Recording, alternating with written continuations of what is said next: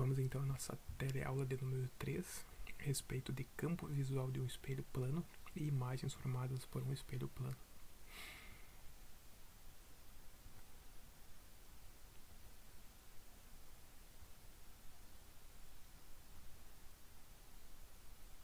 Então, espelho plano. Se nós formos analisar a figura ali, algumas das características do espelho plano em si nós já sabemos. Analisando então ali o cachorro que está à frente do espelho, nós podemos perceber que não há distorções da imagem, a imagem está da mesma forma, ou seja, o cachorro está em pé, a imagem também está em pé. A única coisa que altera é justamente a pata que é levantada. No caso do cachorro, ele levanta a pata direita. No caso da imagem, está sendo levantada a pata esquerda, que são as que estão em contato com o espelho.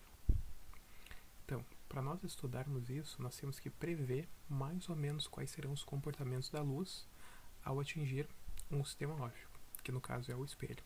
Como ela vai se comportar quando atingir ele? Para isso, então, tem algumas características que são fundamentais do espelho, quanto à localização, quanto à natureza da imagem, quanto às dimensões da imagem em relação ao objeto e quanto à orientação em relação ao objeto. Quanto à localização, qual que é a distância que ele está em relação ao espelho? Por exemplo, no caso do cachorro ali, nós verificamos que as mesmas distâncias que está as patas de trás do cachorro é a mesma que a distância das patas de trás do cachorro da imagem está do espelho. As distâncias são exatamente as mesmas. A distância que a pata que está em contato com o espelho é a mesma distância que a pata do cachorro está do espelho à imagem. Quanto à natureza, real ou virtual?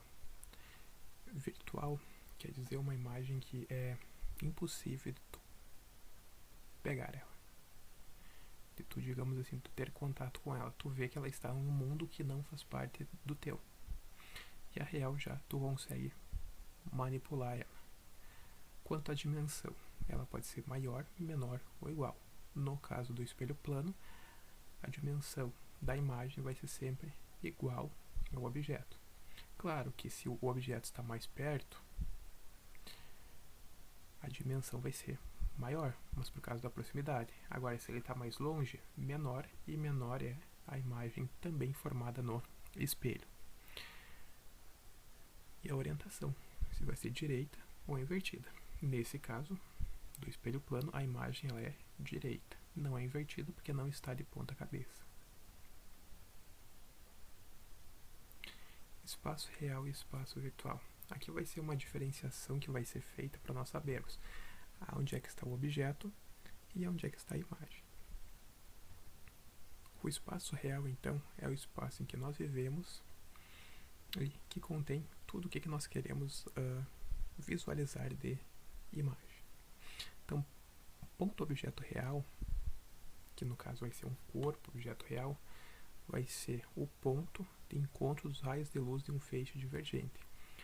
Ou seja, todos os feixes que saírem da letra F, que vocês estão vendo ali na imagem, vai ser verificado que, se fizer o processo inverso, vai chegar no objeto, que é justamente isso que é o ponto objeto real, que é onde se encontram todos os feixes de luz que inicialmente saíram do corpo para ir formar a imagem no espelho.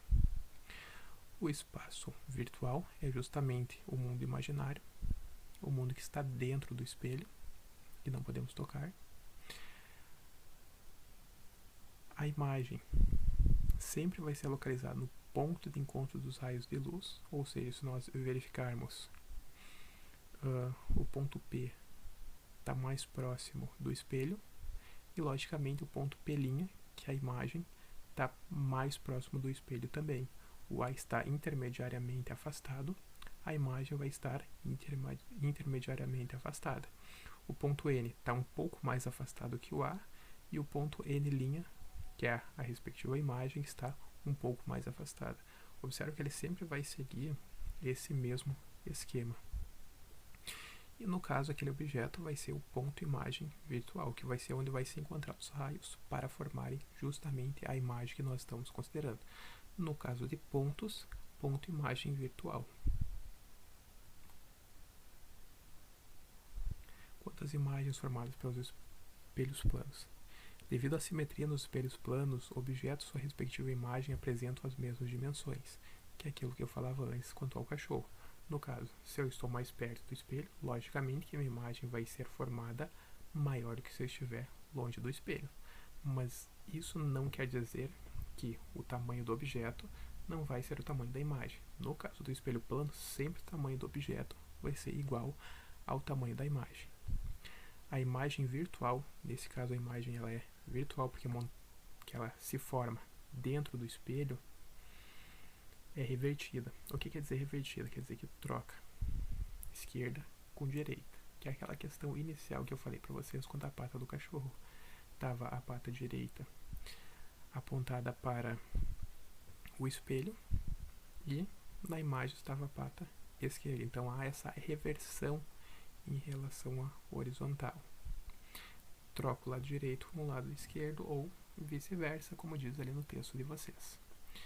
Então, para fazer essa determinação do número de imagens, quando temos uma associação de espelhos planos, que se for feito o experimento de colocar 2 espelhos e aos poucos ir fechando o ângulo que há entre eles, observa-se que vai aumentando a imagem. As imagens, número de imagens que existem ali dentro. Se eu coloco o espelho, uma imagem. Se eu coloco 2 com o ângulo, eu posso obter 2, 3, 4, quantas imagens eu quiser. Aí, para isso, eu irei utilizar uma equação, que é 360 dividido pelo ângulo de abertura, menos 1. Vamos então analisar um exemplo. O exemplo número 1 diz para nós o seguinte: determine como será a imagem e a distância que ela se encontra em relação ao espelho nas situações que seguem. Aqui vai ser praticamente um treino para ver como que vai se formar a imagem. Para isso, recomendo que, assim que for mostrada a imagem, pause o vídeo e depois veja a respectiva resposta que vem na sequência. Primeira situação, nós temos então uma flecha apontando para a direita. Já sabemos que em relação ao horizontal isso vai acontecer a reversão, ou seja, a seta em si vai estar apontando para a esquerda. Olha só, a distância entre a seta, a parte da frente da seta até o espelho é de 50 centímetros. Analisando então agora a formação da imagem que estou apresentando para vocês, a imagem está apontando para a esquerda, que é a seta, mesmo tamanho, mesmas dimensões, e a ponta da seta está a 50 centímetros do espelho. Isso quer dizer que de uma ponta a outra, a distância é de 100 centímetros, sempre o dobro, mas agora em relação ao espelho, 50 centímetros do objeto para o espelho e 50 centímetros do espelho para a imagem. Outra situação, eu tenho uma seta apontando para cima. Uma das pontas está a 10 centímetros. Nesse caso, será que a imagem será uma seta apontando para baixo? Nesse caso, observamos que não, é uma seta também apontando para cima. Lembrando, a reversão ocorre em relação à horizontal. Então a seta continua apontando para cima, só que houve a reversão em relação à horizontal, que nesse caso aqui para nós não faz diferença nenhuma. Então, um ponto da seta está à distância de 10 centímetros do espelho. Logicamente, esse mesmo ponto dentro do espelho, dentro do espaço virtual, está localizado a 10 centímetros. Agora, a palavra física, como que ela vai ficar dentro do espelho? Se nós analisarmos então, a última letra é o A, está a 5 centímetros. Essa letra A também está a 5 centímetros dentro do espaço imagem, do espaço virtual. Então, observe o que acontece com as letras, elas ficam revertidas em relação à horizontal, troca a esquerda com direita. Se for possível, coloquem o espelho. Se for possível, coloquem o espelho frente à palavra física que está dentro do nosso suposto espelho desse exemplo e verifique que está exatamente a palavra que estava mostrando antes para vocês. Então, o A está a 5 centímetros E, logicamente, o outro A tem que estar a 5 centímetros também do espelho. Um A em relação ao outro está a 10 centímetros de distância. Outra situação, a palavra ambulância, vista de um espelho. Aqui no caso ela está da forma normal. Como que ela vai ser vista?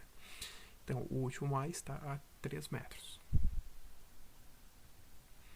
Fazendo essa análise, nós vamos ver que vai haver a reversão em relação à horizontal e as letras vão estar só revertidas. Ou seja, o que estava na esquerda vem para a direita, o que estava na direita vem para a esquerda. E o A permanece então a 3 metros de distância.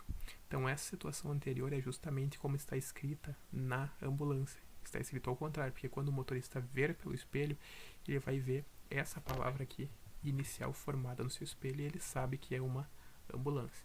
Se fosse o contrário, seria um pouco mais difícil de tu fazer essa detecção se não fosse pelo meio sonoro. Então por isso que na ambulância é escrito de forma reversa a palavra ambulância. Agora, temos o espelho inclinado, é só um espelho, e temos uma seta. Vamos analisar o que vai acontecer.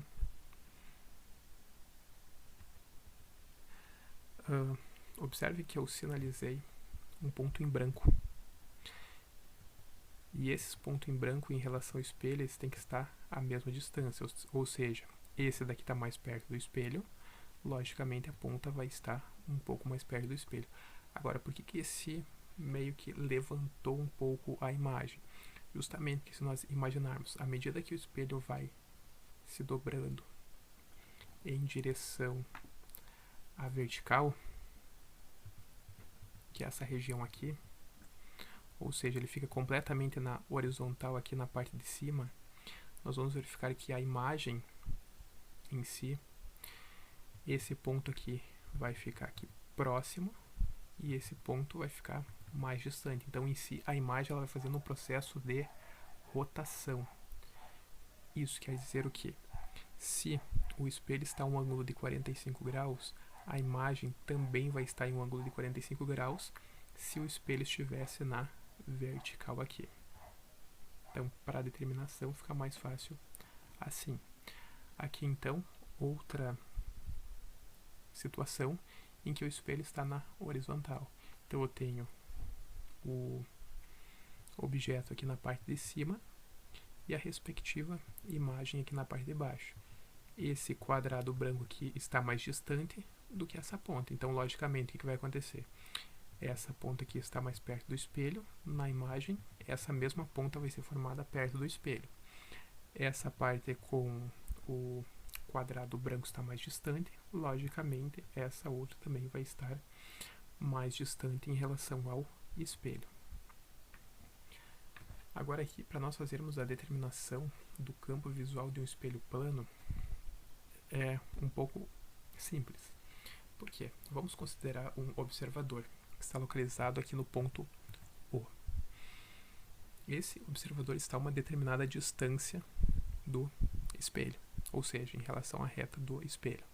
Então, primeiro, eu vou localizar esse objeto e vou localizar como se tivesse um espelho a respectiva imagem aqui, que é o olhinho. Para fazer a determinação do campo visual para essa situação, eu simplesmente vou traçar tracejados que saiam desse ponto O, que passem por esse ponto do espelho e por esse, ou seja, pelas pontas do espelho. Com isso, toda essa região que está sendo mostrada em azul para vocês, está escrito campo visual, é o campo em que eu consigo enxergar olhando para o espelho, mas é essencial que seja feito esse ponto O, que no caso seria uma respectiva imagem, para eu saber qual região do espelho que é possível eu conseguir enxergar. Nessa segunda situação, novamente eu tenho o observador O, que está a uma distância da reta que está o espelho. A sua respectiva imagem está localizada aqui. Então, olha só, traçando os raios que saem desse objeto O, passando pela primeira ponta e passando pela segunda ponta. Isso quer dizer que toda essa região que está dentro da parte cinza é o campo visual. Ou seja, nessa situação será possível ver apenas os pontos 3 e 4 e não será possível ver os demais pontos, porque está fora do campo visual. Claro, eu estou considerando o fato de que eu estou olhando para o espelho. Só para o espelho. Estou desconsiderando, por exemplo, ponto 1 e 2, que seria possível com deslocamento de olho, mas eu estou só olhando para o espelho, e só olhando para o espelho eu consigo verificar e observar esses dois pontos, os pontos 3 e o ponto 4. Nessa outra situação, eu tenho o observador aqui, a reta em que está o espelho, e a mesma distância dessa reta eu vou fazer o olho como se fosse uma imagem dentro do espaço virtual.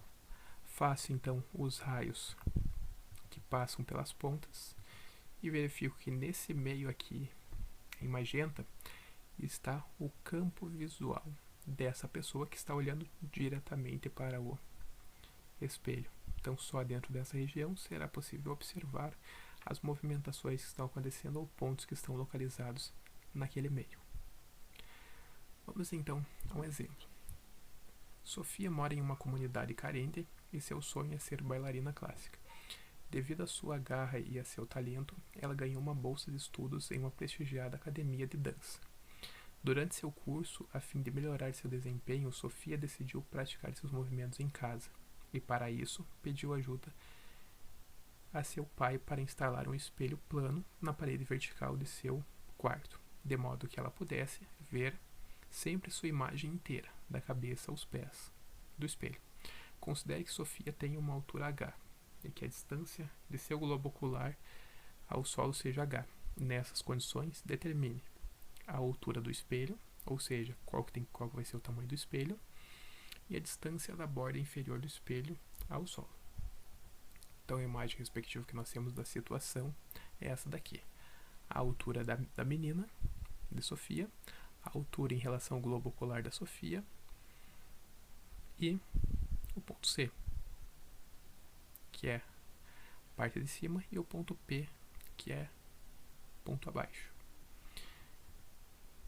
Primeiro, então, vamos traçar os raios fundamentais. Primeiramente, vamos localizar então o globo ocular, que está exatamente à mesma distância que o globo ocular está do espelho, ou seja, que o globo ocular está a uma distância de 1, 2, 3, 4, 5, 6 quadrados do espelho, e logicamente seu globo ocular correspondente à imagem tem que estar a 6 quadradinhos de distância. 1, 2, 3, 4, 5, 6. Então,